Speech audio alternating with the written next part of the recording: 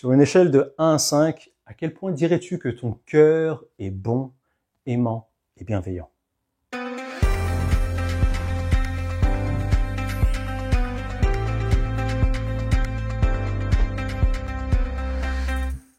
En tant que chrétien, enfant de Dieu, disciple de Jésus, on se voit souvent comme des personnes aimantes, bienveillantes, remplies de compassion envers les autres, n'est-ce pas?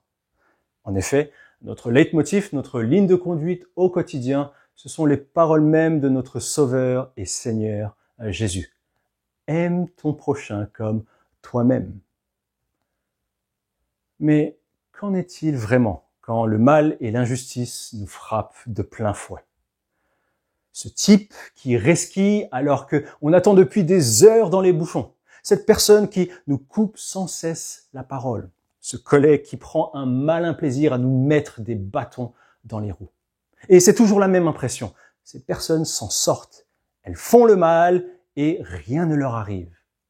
Ces situations, on les connaît tous, n'est-ce pas? Ces petites injustices qui nous énervent déjà pas mal. Mais imaginons pire.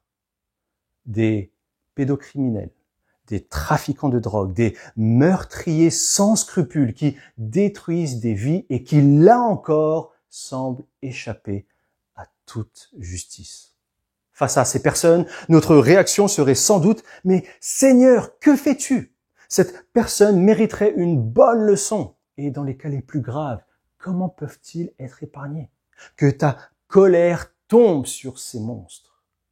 Oui, bien souvent, face au mal, on réclame justice. Et quand rien n'est fait, on crie à l'injustice, on crie au scandale. On est mal, ça bouillonne, on s'irrite, on est complètement furax. Le prophète Jonas dans l'Ancien Testament, il y a très longtemps, était exactement dans cette situation. Après avoir vu Dieu épargner des gens qu'il considérait comme des monstres, il a explosé de colère. Et Dieu lui a posé une question simple, qui vaut encore aujourd'hui pour chacun de nous. Fais-tu bien de t'irriter? Au fil de cette série sur le chapitre 4 de Jonas, nous allons découvrir deux choses. Premièrement, notre cœur à travers celui de Jonas.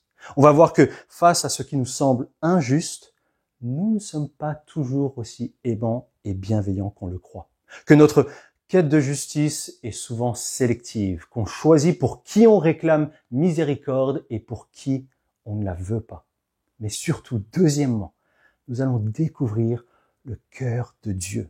Un cœur rempli de compassion, lent à la colère et riche en bonté. Un cœur parfaitement juste, prêt à pardonner toute injustice et à sauver et à aimer n'importe quel pécheur qui se repent. Même les pires, même toi et moi.